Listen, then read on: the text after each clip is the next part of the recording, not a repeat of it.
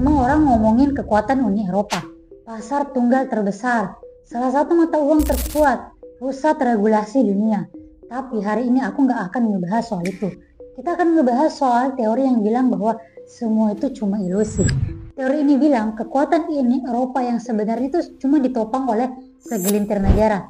Dan kalau misalnya salah satu dari negara ini retak, cabut atau hengkang, semuanya bisa runtuh. Nah, hari ini kita nggak akan pakai asumsi. Kita akan bongkar mesin ekonomi Uni Eropa ini lapis demi lapis pakai data dan logika. Siapa pemain aslinya? Apa kelemahan fatal mereka yang nggak pernah dibahas? Dan kenapa masa depan Eropa mungkin nggak ditentukan di Berlin atau Paris, tapi malah di Dublin dan Stockholm?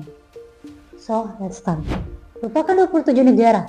Mari kita fokus ke 4 entitas yang disebut sebagai motor penggerak sesungguhnya. Ada Jerman, Prancis, Irlandia, dan Skandinavia. Pertama Jerman. Ini yang paling jelas. Mesin industri. Kontributor PDB terbesar sekitar lebih dari 20% ke total ekonomi Uni Eropa. Mobil, mesin, farmasi, kimia. Mereka adalah definisi dari industrial powerhouse. Fondasi dari semua ini. Tapi yang perlu kita catat adalah model bisnis Jerman ini didesain sempurna untuk ekonomi abad ke-20. Nanti ini aku akan bahas secara rinci dan detail. Nah, kita loncat ke negara kedua, Prancis. Ini adalah negara yang di atas kertas yang sempurna kelihatannya. Ekonomi terbesar kedua, punya perusahaan-perusahaan global di sektor luxuries, energi, dan aviasi. Tapi disinilah kita menemukan paradoks pertama dari Prancis. Prancis punya masalah struktural yang serius. Tingkat penganggurannya mereka itu terutama di kalangan anak muda secara historis selalu lebih tinggi dari rata-rata Uni Eropa dan jauh di atas Jerman. Beban pajak di Prancis adalah salah satu yang tertinggi di dunia. Kenapa? Karena untuk membiayai model sosial mereka yang sangat mahal. Akibatnya negara menarik pajak dan warganya merasa sulit berkembang. Gajinya yang mereka terima stagnan, sementara biaya hidup di sana makin meroket. Jadi ibaratnya kamu tuh punya entitas ekonomi raksasa yang mencetak revenue gede, tapi secara operational cost-nya tuh malah bengkak dan sumber daya yang kamu miliki itu tuh nggak digunakan secara maksimal gitu dan nggak produktif. Dari luar sih emang kelihatan kuat gitu kan karena menciptakan profit yang gede, tapi secara internal ini tuh kelihatan rapuh dan terus-menerus menghadapi friksi sosial dan tekanan dari masyarakat. Dan negara ketiga adalah Irlandia. PDB totalnya emang gak seberapa dibanding Jerman sama Prancis. Tapi kita gak lihat ukurannya, kita lihat fungsinya. Irlandia adalah gerbang digital Uni Eropa. Karena tarif pajaknya yang rendah, Irlandia jadi markas besar Eropa untuk Apple, Google, Meta, Microsoft, dan semua raksasa teknologi Amerika. Artinya apa?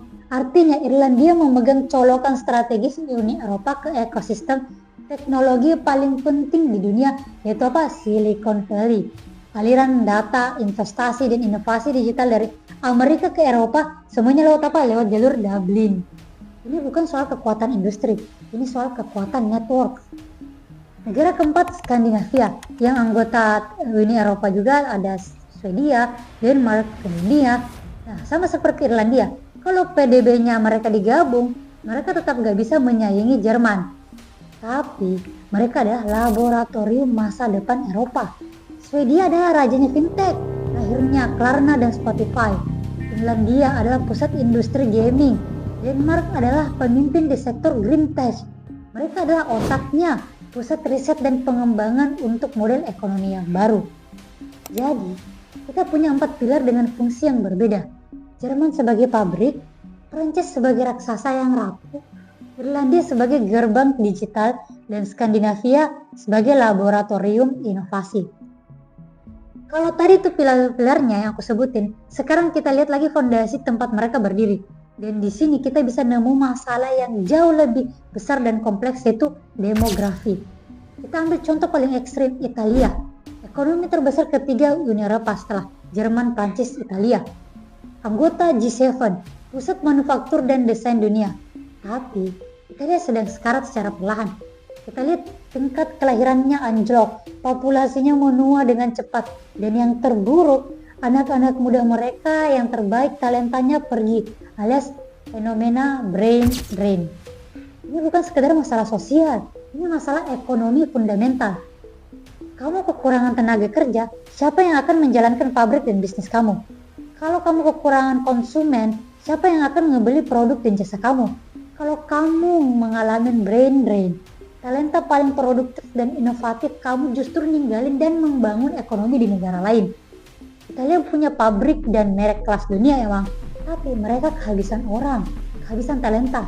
Dan ini bukan cuma Italia aja, ada Spanyol, Portugal, Yunani, dan banyak negara-negara Eropa Timur menghadapi tren yang sama juga. Ini adalah retakan struktural yang menggerogoti Uni Eropa bagian bawah. Oke, sekarang kita gabungkan semua variabel-variabel tadi dengan satu disrupsi terbesar, yaitu apa? Pergeseran global dari ekonomi berbasis barang atau goods ke ekonomi berbasis jasa atau services.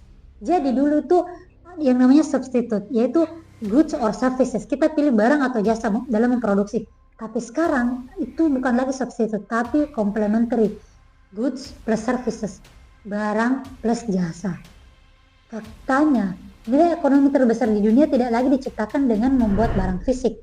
Nilai itu diciptakan dari intangible, software, data, langganan, dan user experience. Inilah titik-titik yang menghantam langsung model bisnis Jerman. Jerman adalah master dunia dalam membuat hardware terbaik, mobil, mesin, robot. Tapi di dunia baru, Future 2050, hardware hanyalah sebagai komoditas. Dia cuma jadi wadah untuk software dan layanan yang berjalan di atasnya. Tadi aku bilang goods plus services complementary. Coba kita pikirkan ini secara logis, analoginya nilai sebuah iPhone yang kita lihat itu bukan dilihat dari aluminium atau kacanya, tapi nilainya ada di apa? Di iOS, App Store-nya, subscribe iCloud-nya. Ekosistem itulah yang mengunci miliaran penggunanya dan tetap menjadi long term subscriptions. Nah, nilai Tesla bukan cuma di baterai dan motor listriknya, tapi ada di software otonomnya, data yang dikumpulkan dan kemampuannya yang diupdate dari jarak jauh. Nah, di sini Jerman yang ketinggalan. Mereka punya engineering terbaik, tapi mereka bukan pemain utama di consumer teknologi dan financial services. Frankfurt bukan London atau New York. Berlin bukan Silicon Valley emang. Mereka punya badan paling kuat, tapi otak digital software dan ekosistemnya itu justru dikontrol oleh pemain dari mana? Dari Amerika dan Cina yang masuk ke Eropa lewat apa? Lewat jalur Irlandia, lewat jalur pajak yang rendah. Ini adalah dilema eksistensial bagi Jerman. Dan akibatnya apa? Seluruh Uni Eropa yang kena. Bagaimana kamu bisa memimpin ekonomi global kalau model bisnis kamu itu didesain untuk dunia yang sudah nggak akan eksis lagi di masa depan? Oke, sebelum kita semua sambungkan semua titik-titik dan masuk ke skenario, kalau misalnya kalian merasa mendapatkan manfaat dari analisis mendalam seperti ini, jangan lupa buat klik lonceng dan subscribe akun ini sekarang juga. Karena dengan begitu, kalian gak akan ketinggalan saat kita akan ngebongkar topik-topik krusial lainnya. So, let's connect the dots. Kita punya struktur Uni Eropa di mana pilar industrinya Jerman yang punya model bisnis yang mulai usang, pilar keduanya Prancis kuat di atas kertas tapi rapuh secara internal, fondasi di bawahnya ada Italia dan kawan-kawan kropos karena masalah demografi, dan semua harapan untuk masa depan inovasi dan ekonomi digital terkonsentrasi di beberapa negara kecil yang lincah seperti Irlandia dan Skandinavia. Sekarang kita jalankan skenario paling worstnya. Bayangkan otak digital itu, Irlandia dan Skandinavia memutuskan untuk hengkang atau keluar. Apa yang akan terjadi?